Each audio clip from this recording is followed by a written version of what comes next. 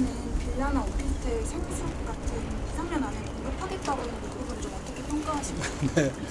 예, 뭐 말로는 뭐 5년 내에 할 수 있다, 얼마든지 할 수 있는 얘기죠. 그런데 이제 이게 시장의 원리를 무시한 발상이라고 평가할 수밖에 없습니다. 사실 우리 서울 시민들의 가장 선호하는 주거 형태는 신축 아파트가 될 것이고요.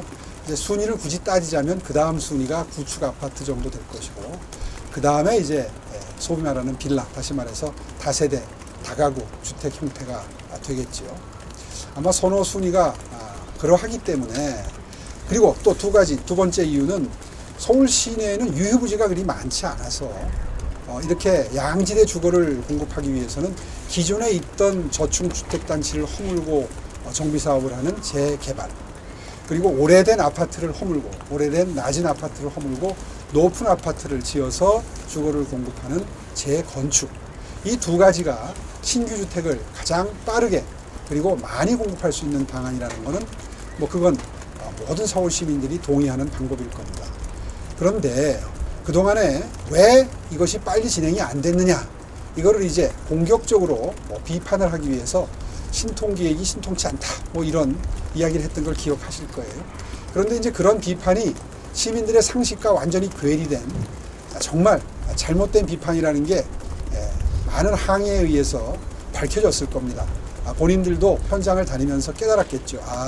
신통기획을 공격해서는 안 되겠구나. 그래서 말이 바뀐 게 신통기획은 인정한다.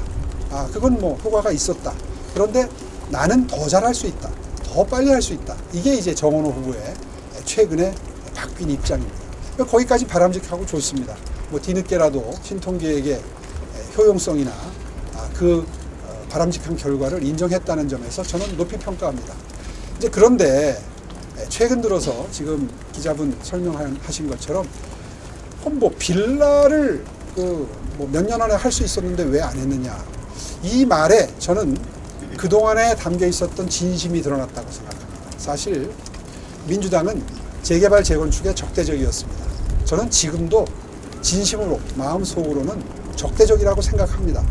왜냐하면 이미 11호 대책으로 막힌 대출 제한 때문에 이주단지들이 아까 설명드린 대로, 여기에 설명드린 대로 85,000호가 지금 지연이 되고 있거든요. 돈 쌓아놓고 재건축 재개발하는 분들은 없습니다.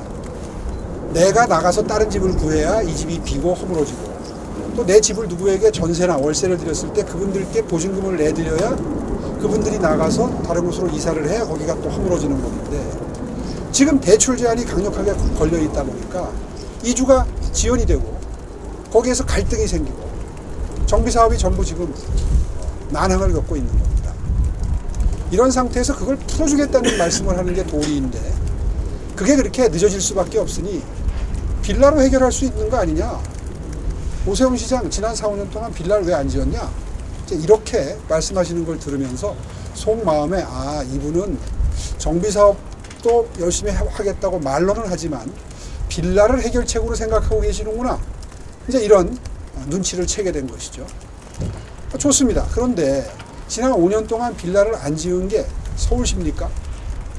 아파트도 빌라도 짓는 것은 민간 사업자들입니다. 아시다시피 빌라 건축이 늦어지고 물량이 줄어든 것은 여러분 다 기억하시는 깡통 전세 사기 사태였습니다. 이게 22년도에 본격적으로 불거졌는데요. 그 원인은 여러분 아시는 것처럼 문재인 정부 말기에 부동산 가격이 정말 엄청나게 올라서, 부동산 가격이 오르니까 전세 가격도 그때 같이 따라 올라서 거의 비슷하게 올라가서 갭이 별로 없었죠. 그러던 상태에서 윤석열 정부 들어서 이 부동산 가격이 좀 떨어졌습니다. 그러니까 깡통 전세가 된 거죠. 전세 보증금이 더 비싸진 겁니다. 내주질 못하게 된 겁니다. 거기서 전세 사기까지 이어지게 된 겁니다. 거기다가 러시아 우크라이나 전쟁이 22년 2월 달에 발발했습니다.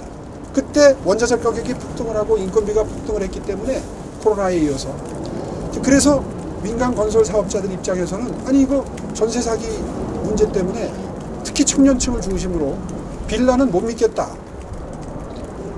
이런 분위기가 생겨나서 수요가 격감하게 됩니다. 수요가 줄어들면 사업자들은 그 사업에 투자를 안 하는 거예요. 못 하는 거예요. 그러니까 분양이 자신이 없는데, 물량행을 해소시킬 자신이 없는데 어떻게 짓습니까? 그렇게 해서 물량이 줄어든 것을 이제 와서 그 원인 제공도 결국 문재인 정권이었고 박원순 시장이었는데, 그것은 전부 머릿속에서 지워버리고 마치 지난 5년 동안 서울시장이 빌라 건설을 게을리한 것처럼 이렇게 몰아가는 것은 천만 서울시의 주택정책을 구상하는 분으로서 있을 수 없는 일이다. 이런 얘기를 하지 않을 수 없고요. 더군다나 서울시가 할 수 있는 것은 지금 오늘 발표한 것도 그렇습니다. 전부 인센티브 시스템이죠. 정비사업이 보다 빨리, 보다 많은 물량이 진행될 수 있도록 촉진하겠다는 인센티브 시스템을 오늘 다 말씀드린 겁니다. 빌라 건설도 마찬가지입니다. 서울시가 할 수 있는 일은 인센티브를 드리고 인허가를 신속하게 해드리고 그렇게 해서 사업하는 분들이 그 사업에 착수할 수 있는 사업 환경을 만들어 드리는 게 공공에서 할 일입니다. 이런 것을 구청장을 10년 이상 하신 분이 모를 리가 없는데 마치 본인은 처음 이걸 공부하는 사람처럼, 또 실제로 모르실 수도 있습니다. 시장 상황. 그런 관점에서 상대 후보를 할 수 있는 걸 안 한 것처럼 비판하는 것은 유권자분들의 생각을 호도하는 것이다. 그건 양심적이지 않다. 이런 지적을 드리지 않을 수가 없습니다.